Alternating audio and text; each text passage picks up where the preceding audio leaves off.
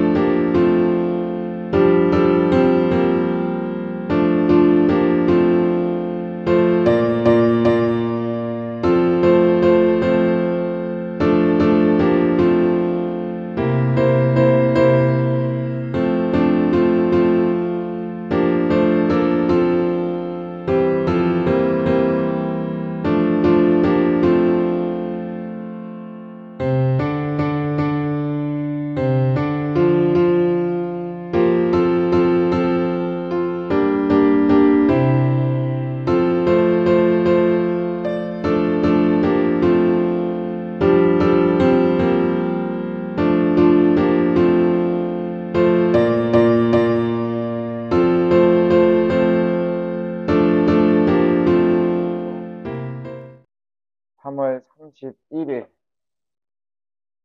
사순절 23일차 말씀 함께 나누도록 하겠습니다. 오늘 함께 나눌 말씀은 누가복음 17장 20절에서 37절까지의 말씀입니다. 사랑하는 성도 여러분, 우리가 성경을 보게 되면 예수님이 재림하시고 다시 오신다라는 약속을 하셨습니다. 그런데 그 때와 시간은 예수님이 말씀하시지 않으셨습니다. 지금 생각해 보면 왜 말씀을 안 하셨는지에 대해서 조금이나마 느끼게 된 생각해 볼 수가 있는데, 만약에 바로 오셨더라면 어쩌면 하나님은 또 다른 구원의 계획을 이루시기 위하여서 또 다른 희생을 준비하시지 않으셨을까라는 생각도 한번 해보겠습니다. 그런데 하나님께서 계획하신 그 구원의 모든 그 길을 계획을 이루시기 위하여서 지금도 하나님은 그 때를 어떻게 보면 점점 예전보다 많이 늦추고 계시지 않나라는 생각도 한번 해보게 됩니다. 길이 참으신다라는 것입니다. 왜 오늘 하나님의 나라에 대해서 구원에 대해서 말씀을 드리냐? 오늘 본문은 하나님의 나라와 인자의 나라, 재림에 대해서 예수님이 말씀하시는 것을 보게 됩니다. 바리새인들과 제자들의 질문에 답하시는데, 그들이 무슨 질문을 했냐? 하나님의 나라는 어떻게 임하는지, 그리고 인자가 다시 올 때는, 예수님이 다시 올 때는 어떤 일이 일어나는지 설명하고 있는 겁니다.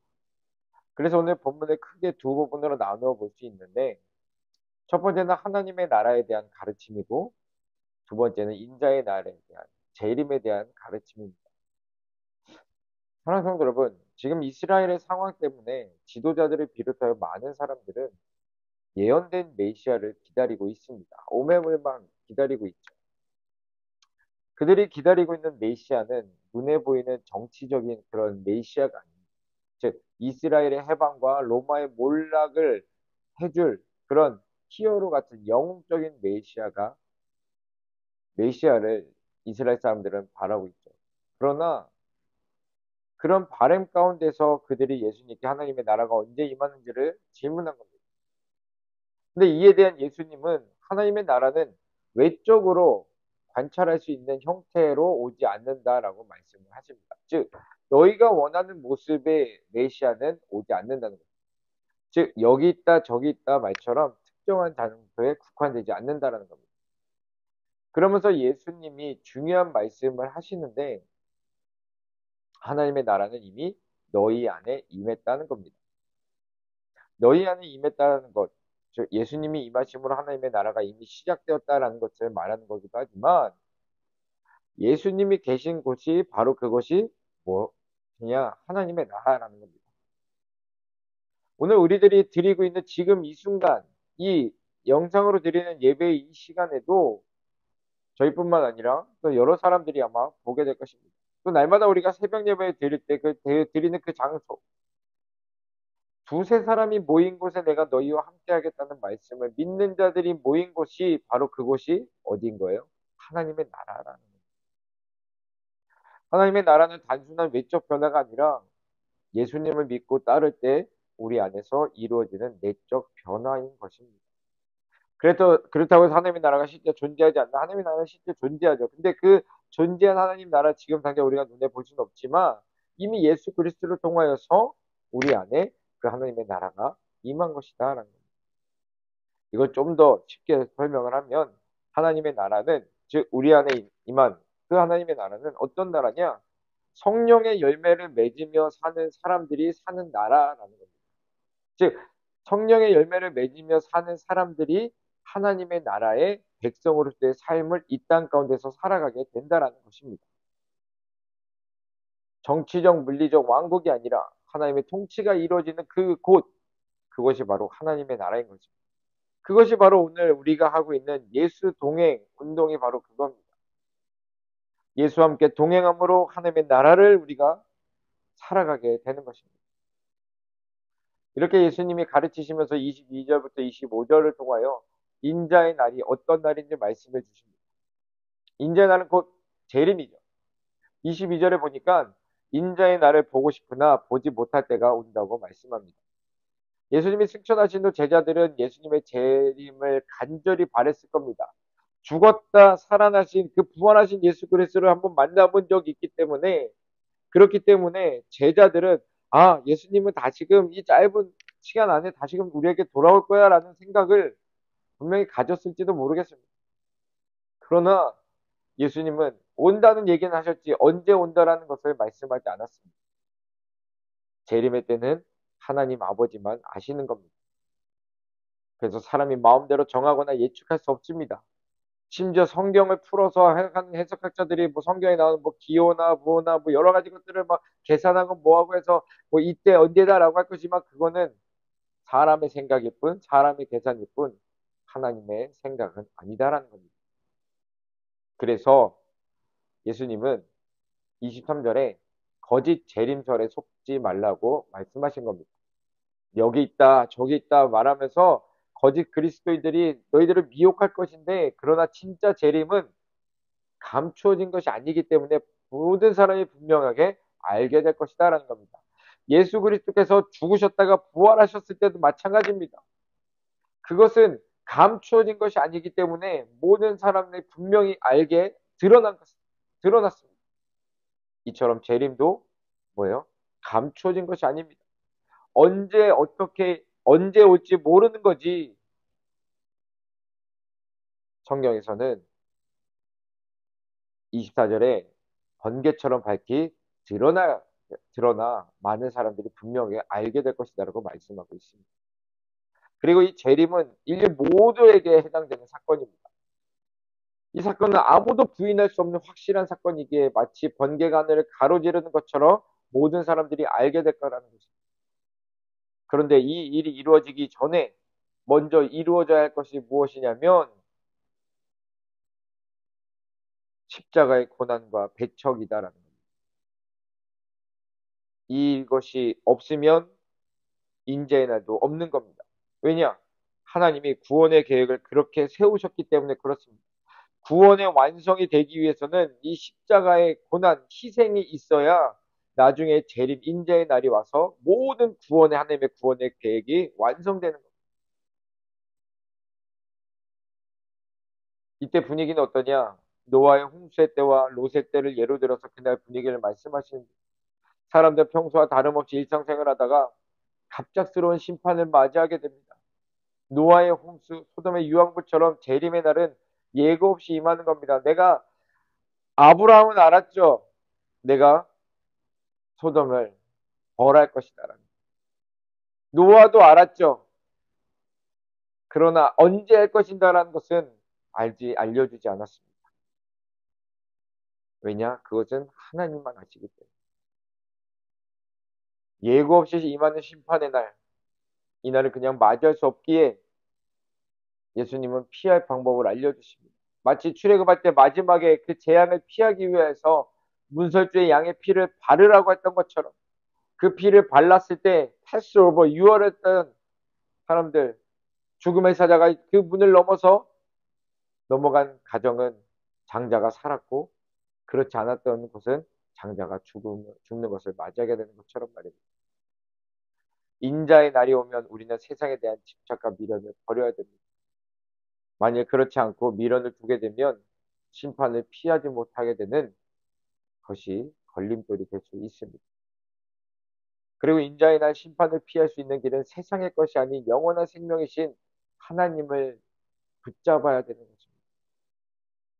그러면 예수님의 재림의 때 인자의 날에 택함 받은 자는 하나님께로 데려감을 당할 것이고, 그렇지 않는 자는 심판을 당하게 된다라고 예수님이 말씀하십니다. 그리고 인자의 날을 우리가 어떻게 올 수 있는 것을 알 수 있냐? 심판이 임하는 것에는 반드시 그 징조가 나타난다고 합니다.